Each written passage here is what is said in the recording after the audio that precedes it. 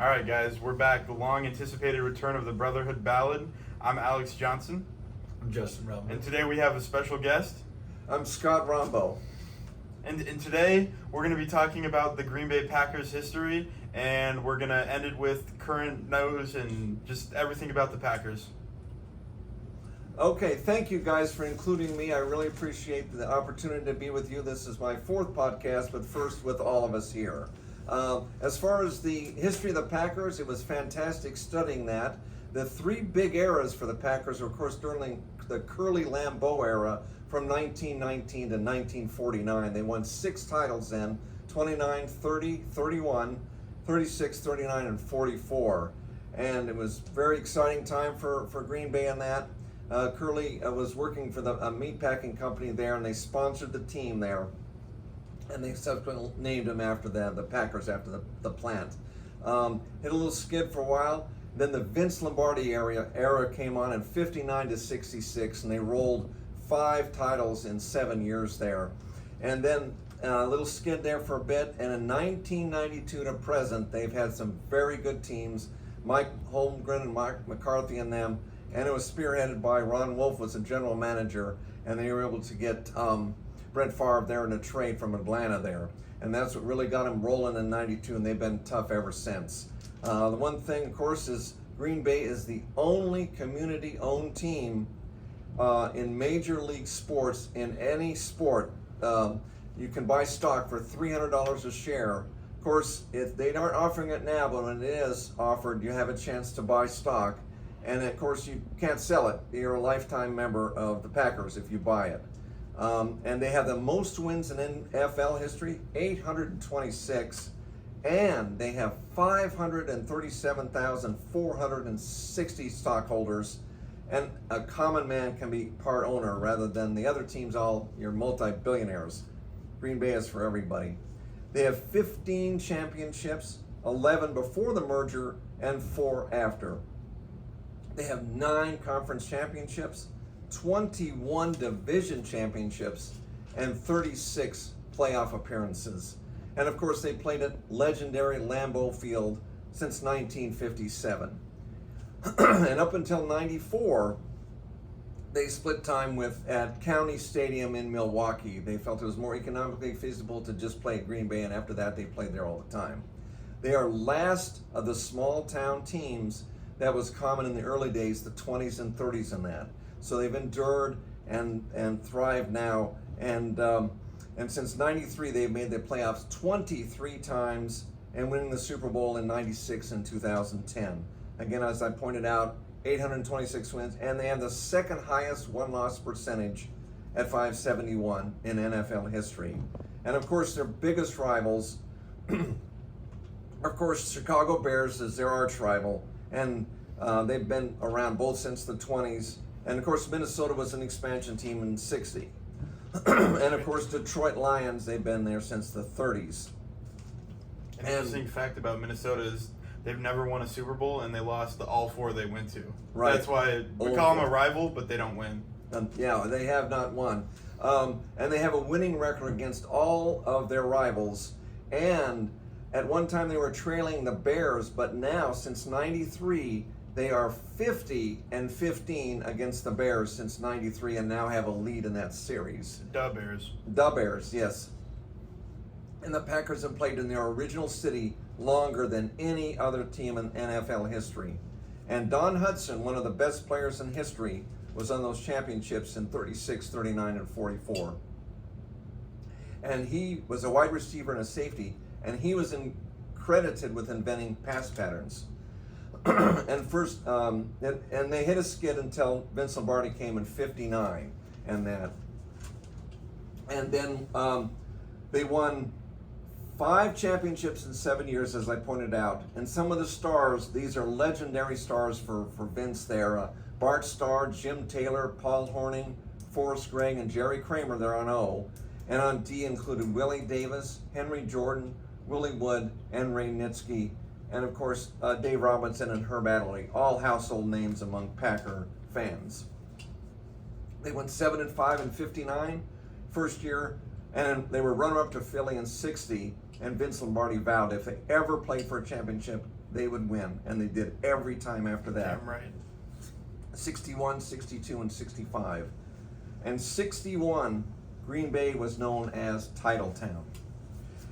Now, I want to go briefly on, well, we'll talk about the 10 greatest players late in a few minutes here. In 61, they beat the Giants 37-zip. 62, they again beat the Giants 16-7. They beat Cleveland in 65, 23-12. And in the first Super Bowl, they beat KC 35-10.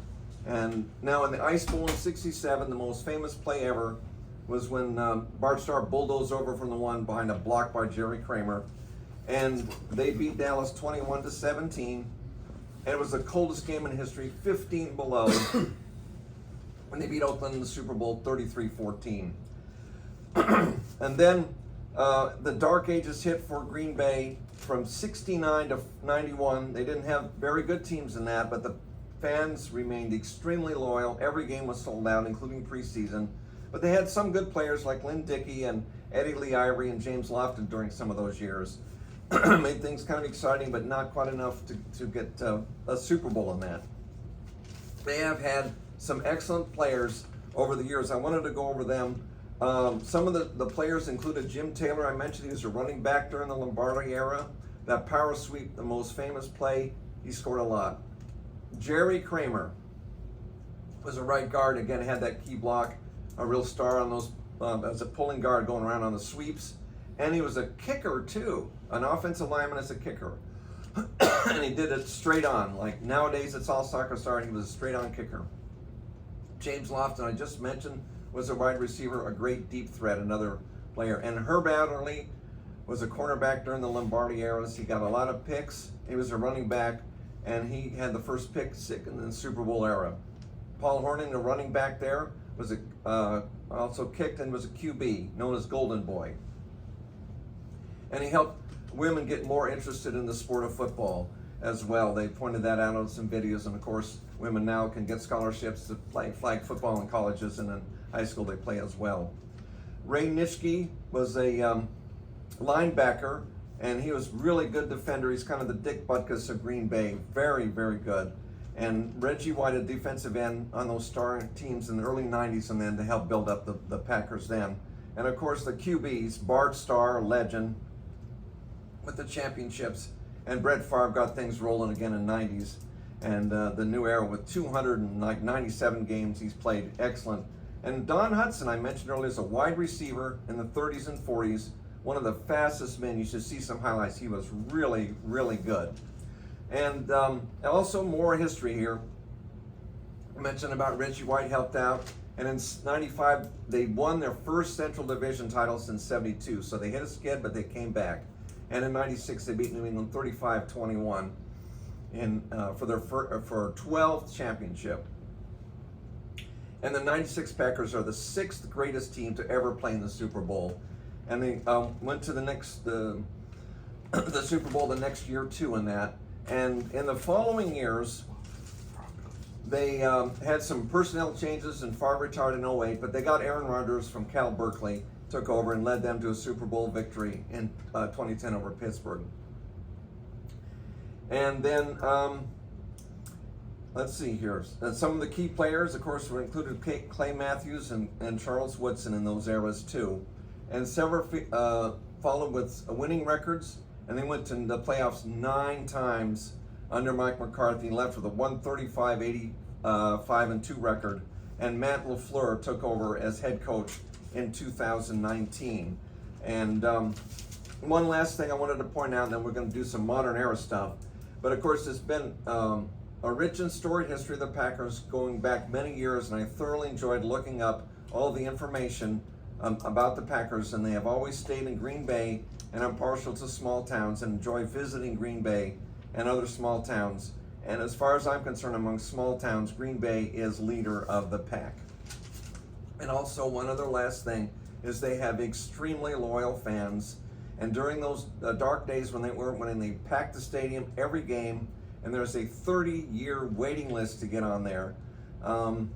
When you're born in Green Bay, the parents put them on the list immediately, so when they're 30, they should be able to get some tickets. And you can pass them on to the next generation if you're on the list. So I really enjoyed it. And if you guys want to cover the modern era, Yeah. take it away. Thank you for all the information, Scotty. It was Mhm. well appreciated. Mm-hmm. So now diving into the more modern era, starting off, actually when Brett Favre won his Super Bowl with Green Bay when they were playing in New Orleans, now this year the Super Bowl is in New Orleans, and that only means one thing. It means that Jordan Love is going to lead the pack and bring us a Super Bowl. And some current things about the team, there's just been some struggles going on in Green Bay right now. We had, obviously, in week 1, Jordan Love had his MCL sprain and decided to come back against the Vikings last weekend. And although we only lost 31-29, in my opinion, he just did not look healthy, and he did not look like he was ready to play that week. He couldn't get his weight transferred over to his throwing leg, which was the MCL sprain. And then more recent news that was reported last night I saw was that Romeo Doubs had skipped practice on Wednesday and Thursday and was not there Friday because he felt like he wasn't being incorporated enough in the passing game. And then just today, the Packers put him on a 1-game suspension, so he will not be playing at SoFi Stadium this weekend against the Rams. But similar situation when we were dealing with Jair, had a couple problems before he wanted to re-sign with us. You know, I trust LaFleur and the coaching staff and everybody else to get Romeo back to where he belongs, because Romeo really is, I wouldn't say he's our one, but he has potential with how injury-prone Watson is. But Reed's kind of been taking over that role with the jet sweeps, and just his route running ability it doesn't remind me of like Devontae Adams or Sterling Sharp per se, but he's definitely, getting a lot better for how young he is.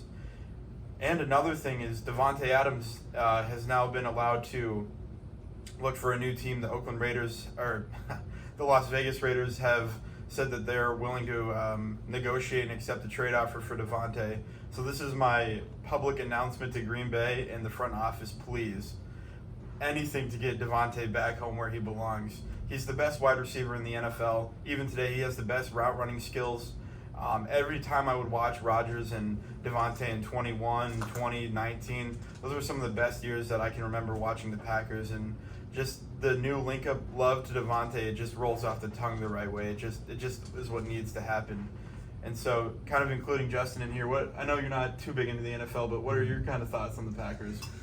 Yeah, I mean, Jordan Love, his injury obviously affected them mightily, but I think with him back, I mean, last year was a great start. Love's first year as starting quarterback, made it almost to the Super Bowl in his first year, so I think he just needs to get back into a healthy playing shape. And obviously he was back, but like you mentioned, the weight distribution, he wasn't able to move around very well, and his athleticism is a huge part of what makes him a great quarterback. So I think once he gets back fully healthy, I think all the weapons they have on offense, the defense was looking great, and it's still a long ways to go, but Yeah. Jordan Love, if he's healthy, then I think the Pack, he can lead them all the way. They've had great quarterbacks in their history, as my dad mentioned, Favre, Rodgers, and now it's Jordan Love's time. As long as he stays healthy, it's a bright future in Green Bay. Yeah, and another thing definitely to mention this year more than ever is our off-season acquisition of Xavier McKinney. I wouldn't say I wasn't a fan of Xavier McKinney, that signing. I just didn't I didn't watch him a lot because he was on the Giants, and so I wasn't really 100% sure of the full capabilities of Xavier McKinney. And now seeing him 4 games in, 4 interceptions, 1 interception every game, I think he has worked and deserves every penny we're paying him. Green Bay is currently tied with Minnesota for 8 interceptions, which leads the NFL right now. And so I think our defense, when we have every person out on the field fully healthy, I mean, it's unbiased, we're probably top 5 defense in the league. I think Jair just sometimes doesn't want to show up for the big games. Like, he didn't play against Minnesota last weekend, but then on Monday he's back in full pads practicing. I'm not saying that he's like skipping out on big moments, but sometimes you have to wonder why a player can't play on Sunday or even Thursday, but then they're back in full pad practice the next day. And so for me, the biggest thing is just hoping that we can get all the defense together healthy when it matters the most. Currently sitting at 2-2. I would argue that the NFC North, as of right now, is probably the strongest division in football. You have the Vikings, who are undefeated. I believe the Lions have lost once The Packers have lost twice, and the Bears will always be the Bears. I mean, Caleb Williams can't throw for anything. I mean, His offensive line is like non-existent. he's like, I'm surprised he didn't pull a Shedeur Sanders and blame the offensive line to their loss to Nebraska. Like, Caleb Williams is just not a good quarterback. I don't even know how he won the Heisman. But anyways, I think if you compare all their divisions, I think the Packers or the NFC North is up there amongst the best right now. I mean, you've got Dan Campbell up in Detroit doing his thing. They looked really good last year. They kind of got steamrolled in the NFC Championship, but I mean, when you're playing San Francisco, sometimes the only thing you can do to beat them is miss a kick. So, which is another extremely pressing issue in Green Bay, is the fact that we cannot find a kicker. It has been easier to replace Aaron Rodgers than it was to replace Mason Crosby. No one ever thought we would be saying this, at least us Packers fans, and most people who follow the NFL. I mean, went from Andres Carlson, then signed the former Vikings kicker Greg Joseph in the offseason, let him kick in the preseason, didn't really do that well, and now we have this Navarrison guy from Tennessee, I believe, and I saw a stat. After the Packers Vikings game, all kickers in the NFL up to that point had been 100% from 40 yards and in on the season, and he caused a miss. He missed multiple times. He has missed multiple times. He missed against the Eagles in Brazil. When is it going to be hard to find a good kicker? There's so many kickers out there that we just can't find the right one. Like, I know Arizona has a good kicker, so I think Arizona's kicker would be great for Green Bay. Tyler Loop is his name. Yes, Tyler Loop would be a great addition to the Green Bay special teams and kicking group. I think that would just be great overall. Scotty, do you have any? Yes, that Malik Willis, the backup Q, he's really good. He came on the scene in Tennessee there, and they won it by a substantial margin. I guess even his former team. Yep. So I think it's great. He's a backup, and he would really help Green Bay. And as far as I'm concerned, the black and blue division, that's the nickname of the NFC North, is one of the toughest divisions. With Detroit coming up, they are really tough. And even though Green Bay has a strong team, they probably aren't favored to win, but they're probably still going to go to the playoffs because they're so tough in that division. And that, so I've enjoyed watching them recently, and then with the new quarterback and all. And I think that you're right. Get the kicker. Usually they draft kickers in like the 7th round near the end, but they'll probably draft a kicker next year, probably Tyler Loop maybe, and he'll go to Green Bay. Yeah. Tyler Loop can reunite with his former teammate Jordan Morgan up in Green Bay, and that's another thing. Mm-hmm. Jordan Morgan's dealing with some injuries right now, and he's not been able to play. And Jordan Morgan was great at Arizona, and I think when he comes back fully healthy, he's going to be a phenomenal addition to our offensive line. Mm-hmm. I mean, I've already watched a couple games of the season. What do you think the expectation should be? Should it still be? Do you think they can make it to the Super Bowl, or do you think things have changed since the Love injury? Well, my Packers mindset says it's always Super Bowl or failure. Obviously, that's not a realistic, goal and something to expect. But I really do believe that, Love, I think this week in LA is going to be a bounce back week.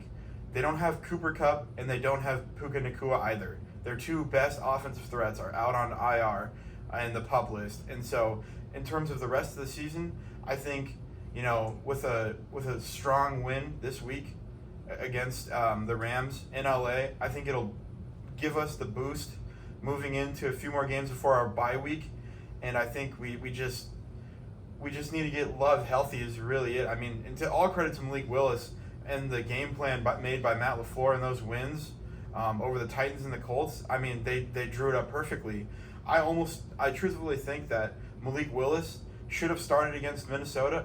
I don't think we would have won. We didn't win regardless.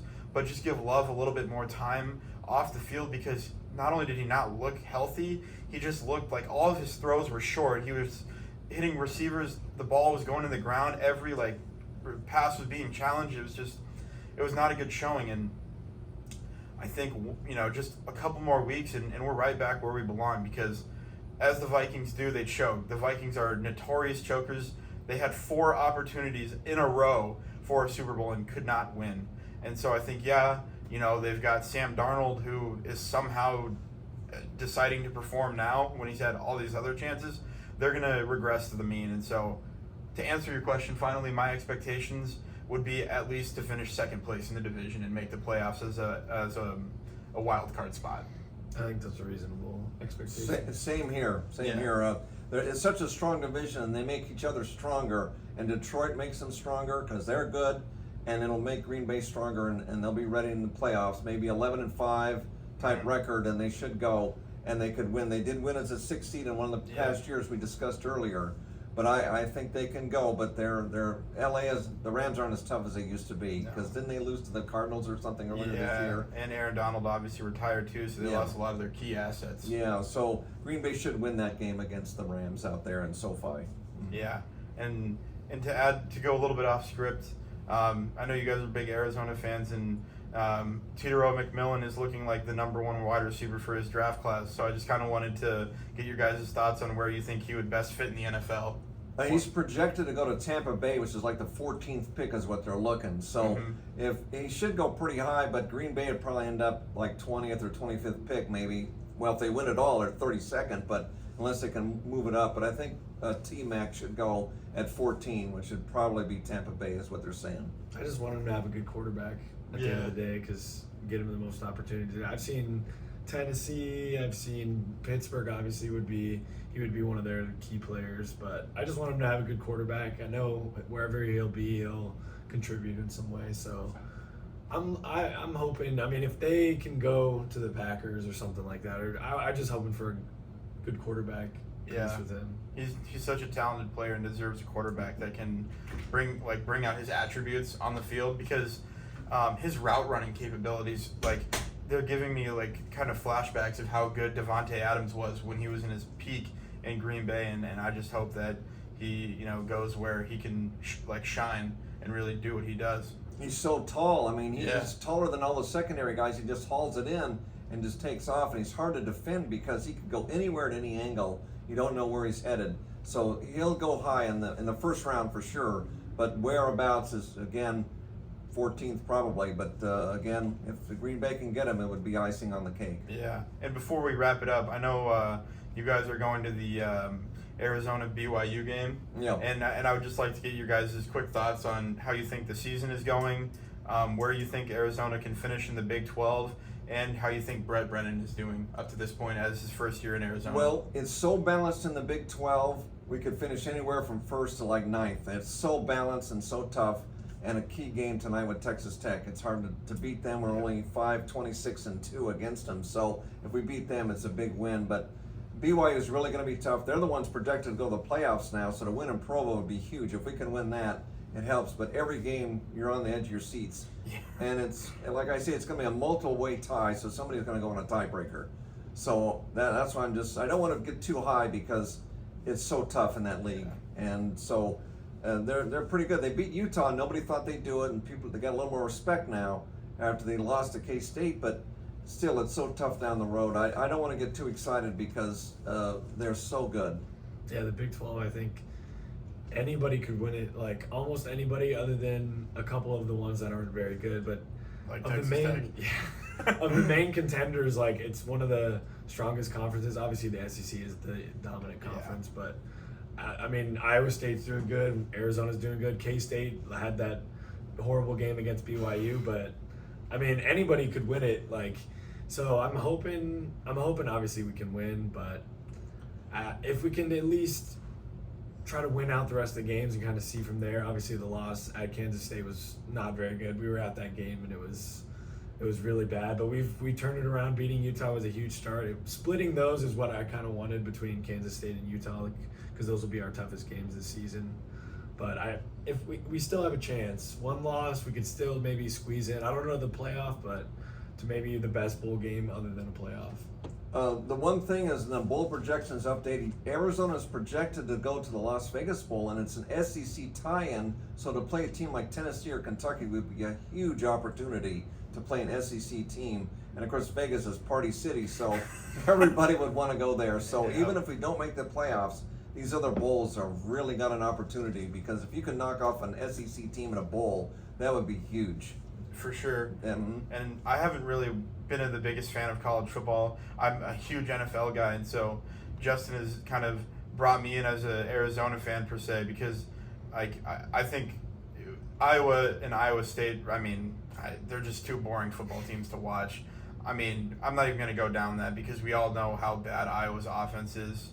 Iowa State, Matt Campbell's doing a pretty good job with them this season. They're undefeated. I think they're ranked 16th or 15th going into a matchup with Baylor tonight in Ames at Jack Trice Stadium, whiteout tonight. So I guess we'll see. But I've just been loving watching Arizona last season into this season, and I know we're all against Jed Fish, but he was a good coach.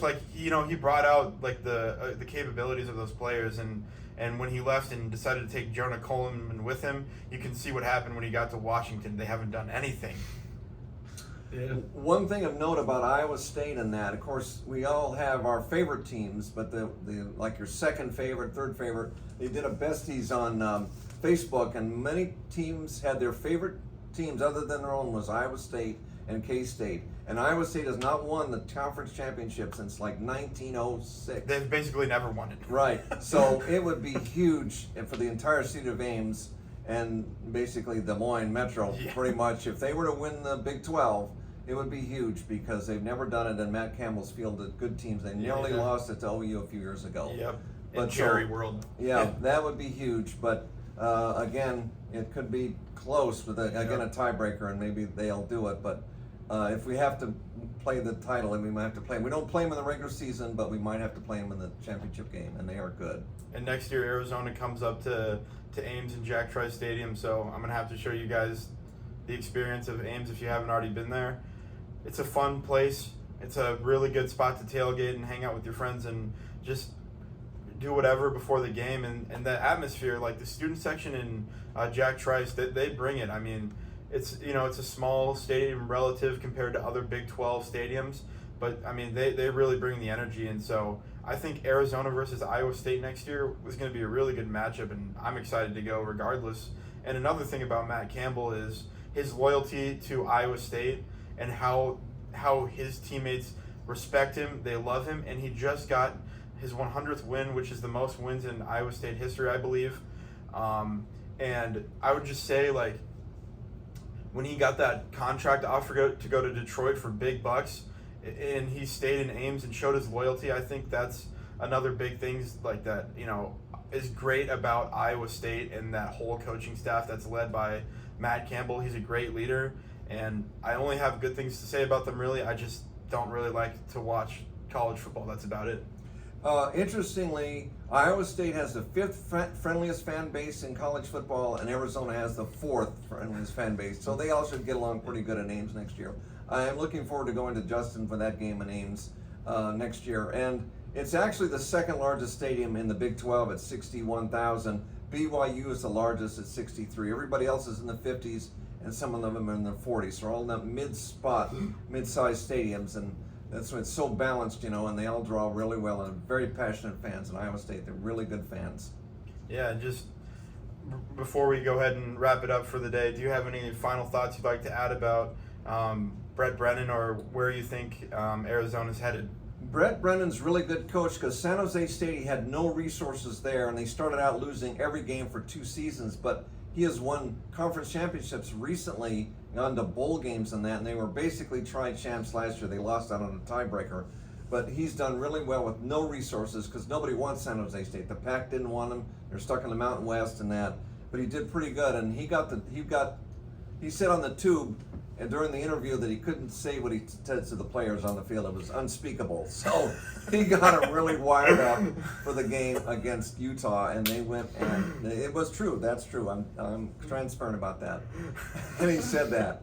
So as far as that, I think he's a good coach, and he's loyal because he was a finalist, and they should have taken him instead of Jed Fish because he was loyal, and his wife went to school there, and his brother did. So he's loyal, and he'll stick around because he's got his wife say, hey, this is home. So he's the first coach we've had whose spouse is an alum. So that's pretty cool. And I think he'll stick around. He did coach there before under Dick Tomey. So he did a Dick Tomey special last with tough defense, kick a bunch of field goals, and win, which he did. So that was a Dick Tomey special. and they pulled a big upset. So we've won 9 games against top 10 teams as an unranked team in the last 20 years, which leads the nation. So it's pretty exciting down there in Tucson, and you never know. They're going to have to really play lights out against Tech tonight, though. Yep. And he always wears that lei, which I think kind of builds that community because Arizona has a lot of Hawaiian players. Polynesian players. Because both T Mac and Fafita are, and their parents. One of them, I think it was Fafita's parents, gave him those, and so he honors that by wearing, which is unusual because most coaches don't do that. But again, Brendan's Mr. PR, and so he wears it. So yeah, so it's fun with Brendan. I like him, and I hope he doesn't leave. And the only fear, of course, is if the SEC or the Big Ten offer him a wad of dough, we could be in trouble. But hopefully he sticks around. But the Big 12 is a good conference. They relate them as like the AFL of college ball, and but they have flashy quarterbacks just like the AFL did, Broadway Joe and them. So. But nice. And of course the NFL being like the SEC and the Big Ten, but it'd be good if we could win that bowl against Kentucky or somebody, or go to the playoffs. We'll have to play one if the Big 12 wins any bowl season game against an SEC or Big Ten school. It would be big news. And Justin, just any more thoughts that you might have about the Brett Brennan acquisition and how you think he's been doing so far, and what do you think you can expect as an Arizona fan out of Brett Brennan? Yeah, I think he's been doing good so far. Obviously, it was a tough environment in Manhattan, losing to Kansas State, but I mean, we just had to lower expectations. Obviously, thinking we would go undefeated was, a little. We all have those thoughts, right? We all have those thoughts, Yep. and I mean, it was a tough game, but splitting those two biggest games of the year was huge. I think going forward, as long as he keeps the same mentality, just staying as a family, everybody seems really close knit.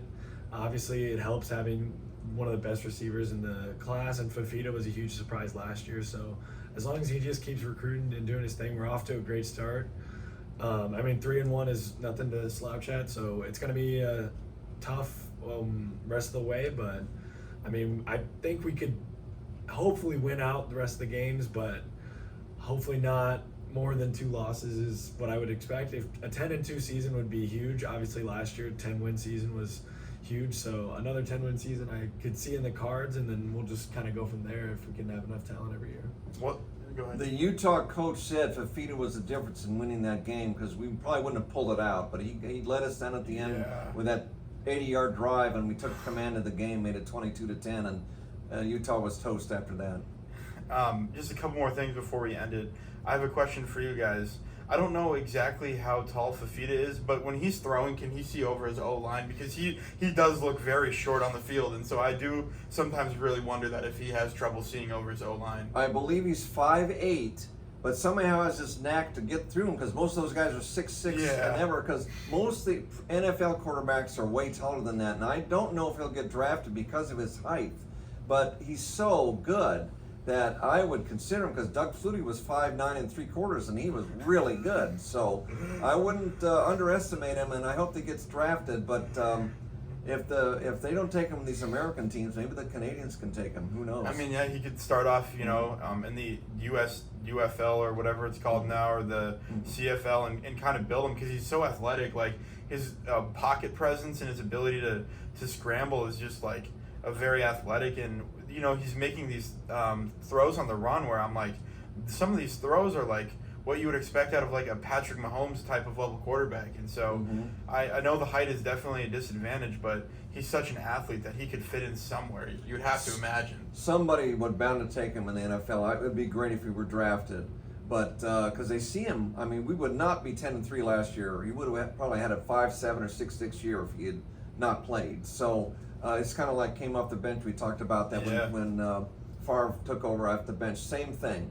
So let's see what the NFL scouts are saying. Yeah. But his height he is only 5'8", but he's really good. Really good. Yeah, well, this has been a great episode. I'm happy we were able to make this happen over our homecoming week down here in Lamoni. We're grateful for Scotty's appearance here on the show, and we're going to try to get as many episodes out for you as we can. I have one last thing. Yeah. This will get Justin's attention. And it's really good. And when Justin is going to be graduating in May this year, and I'm going to gift him a share of Green Bay Packer stock. Whoa, let's go! And Part when- of the family. When the stock offering does come up, and then I'll buy a share for myself Yeah, too. you So will. we will have shares, and a common man, everybody can be a shareholder, and that would be neat to say that we are part owner of an NFL team. And once Justin graduates, all three of us are going to make a nice road trip up to Lambeau in the Arctic cold. We're going to go to the coldest game we can find and rough it out, because Sunday nights, Monday nights, under the lights, negative weather in Lambeau Field, there's not one place that's better on this world. And that's it. Yeah, Thanks, thanks. guys. This has been great. Thanks. I'm looking forward to the next show. Thank you for inviting me once again.